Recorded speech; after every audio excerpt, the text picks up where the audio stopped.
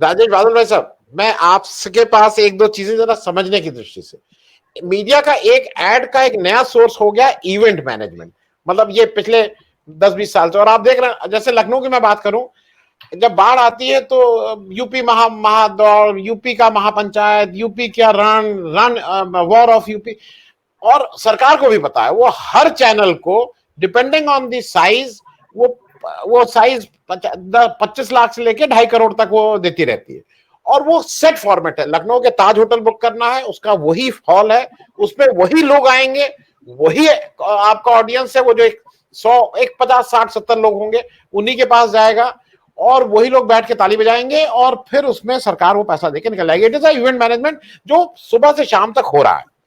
एक नया एड का रेवेन्यू का सोर्स और आया है, पेज 3। पेज 3 में आने की होड़ इतनी ज्यादा है कि मतलब पेज 3 में कैसे आ जाएं, उससे लगता है कि मैं शायद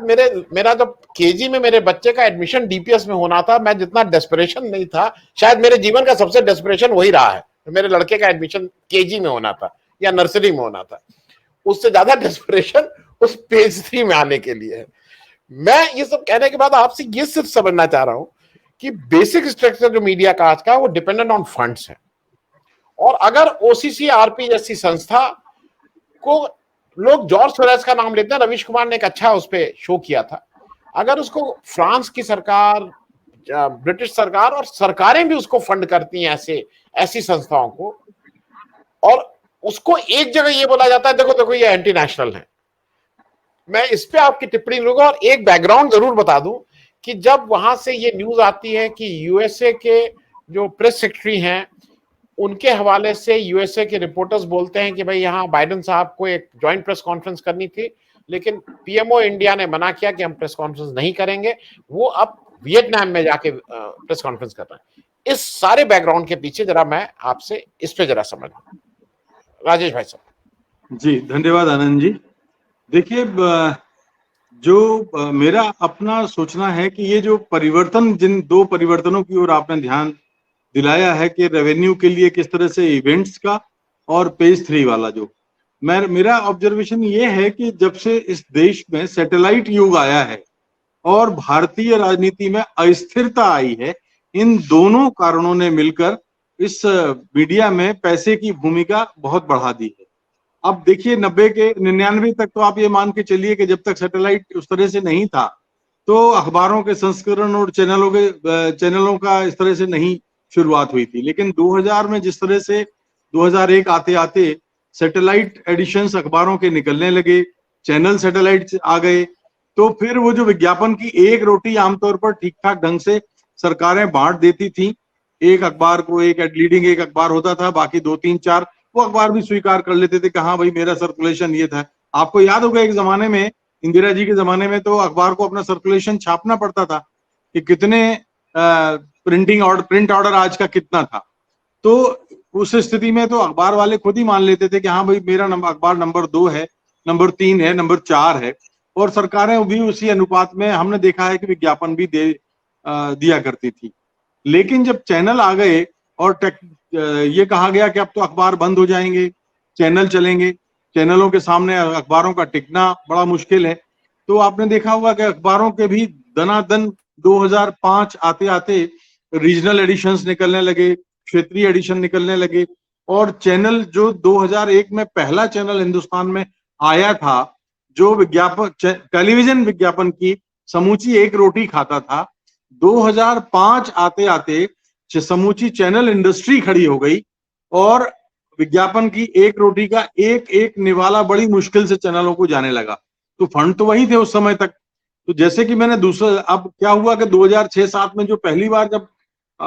वो आया था, आपको याद होगा, मंदी का दौर आया था, उस मंदी ने मीडिया इंडस्ट्री को भी हिला दिया। और तब जो इवेंट की जो बात आप कह रहे हैं, वो तभी से शुरुआत हुई कि फंड थे नहीं, मंदी का दौर था, और ऐसे में चैनलों का मामला ये होता है कि देखिए आनंद जी, एक बार अगर जो खर्चा बढ़ जाता है तो फिर आपका हर साल खर्चा बढ़ना ही है। टेक्नोलॉजी आपको हर बार एडवांस करनी पड़ती है, आपको बिजली का बिल उतना ही भरना होता है, स्टूडियो का बिल खर्चा उतना ही आता है, हर साल आपको सैलरीज बढ़ानी है। तो फिर ऐसी सूरत में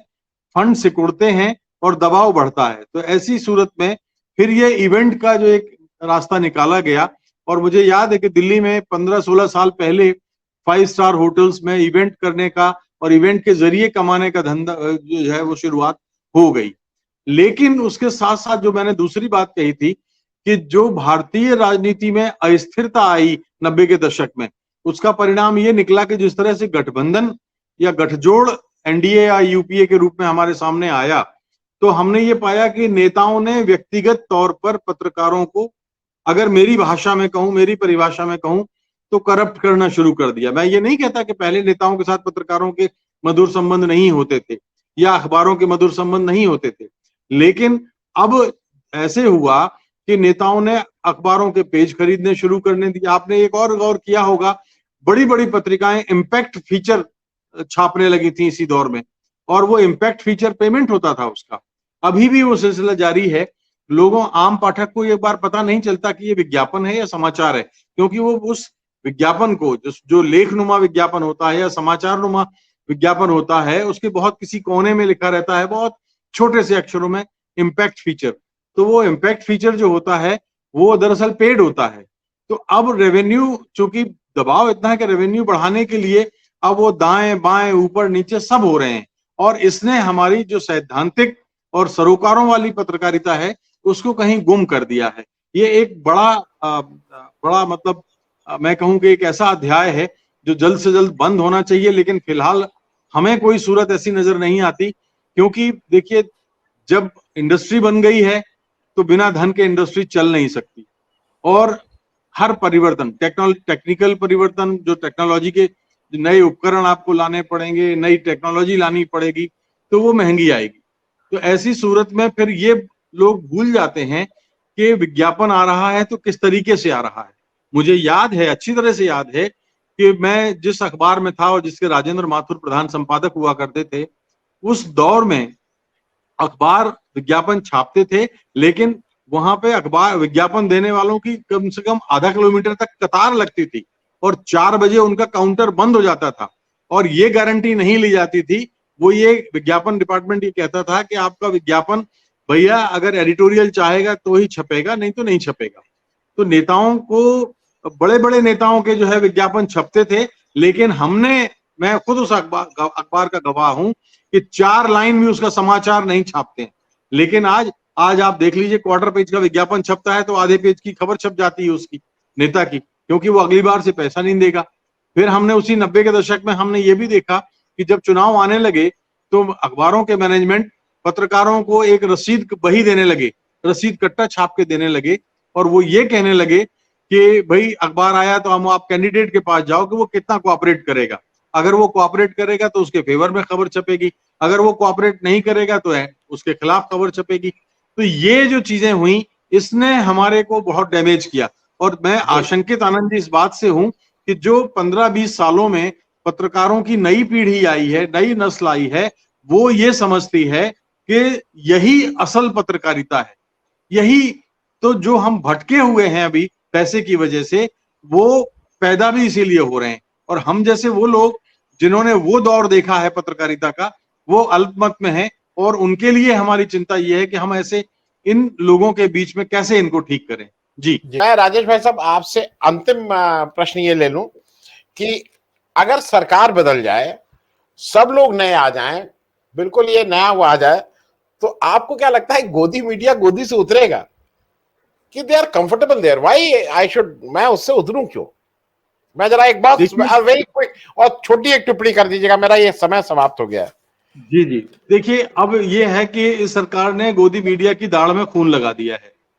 तो अब तो बहुत आसान नहीं है कि कोई भी सरकार आएगी। देखिए, कोई भी सरकार अपनी आलोचना पसंद नहीं करती, तो अब तो बड़ा मुश्किल है कि हम गोदी मीडिया, और या अब तो एक वर्टिकल डिवीजन पत्रकारिता में हो गया एक बात। और जल्दी से मैं एक बात खत्म कर देता हूं कि देखिए, अभी 1-2 बिंदु हमारे निकल के आए हैं बातचीत में। एक तो ये कि जो जिस तरह से पत्रकारिता में अब ब्रांड मैनेजर होने लगे हैं, जो संपादकों को बताते हैं कि आपको ये छापना है, ये आपको नहीं छापना है। लेकिन 40 वर्ष पहले की बात मैं आपको बताऊं, भोपाल में नेशनल हेरल्ड में एक ब्यूरो प्रमुख होते थे या इंचार्ज होते थे, वो 5वीं पास नहीं थे, हिंदी अपना शुद्ध नहीं लिख सकते थे, वो अंग्रेजी के अखबार की जाने वाली खबरों पर कंट्रोल करते थे, जो उनके मातहत वो रिपोर्टर उनको रिपोर्ट करते थे जो बहुत ही शानदार अंग्रेजी बोलते थे। इसलिए कि वो जो हिंदी वाले सज्जन थे 5वीं पास जो थे वो सैलरी का इंतजाम करते थे, एक बात। और दूसरी बात जो एक और आई है कि हम लोग कलकत्ते की बात कर रहे थे कि टेलीग्राफ ऐसा लिखता है, हिंदू ऐसा लिखता है। देखिए ये बात हम यहां बैठ के तो कहते हैं बड़ा आसान है, लेकिन क्या हमें ये जांचना चाहिए कि क्या एबीपी आनंद बाजार पत्रिका ग्रुप तृणमूल कांग्रेस की भी उसी तरह से आलोचना करता है, या हिंदू क्या डीएमके गवर्नमेंट की या एआईडीएमके गवर्नमेंट जब होती है क्या उसी तरह से आलोचना करते हैं? नहीं करते। तो दक्षिण हो, पूरब हो, पश्चिम हो, आप ये पाएंगे कि मेन स्ट्रीम मीडिया है उसको जो कांग्रेस और भारतीय जनता पार्टी की आलोचना करने में 10 बार सोचना पड़ेगा, लेकिन एक क्षेत्रीय मीडिया जो कांग्रेस और बीजेपी की आलोचना करने में, चाहे वो पूरब का बंगाल का हो चाहे दक्षिण का हो, उनको बहुत कठिनाई होगी। जी।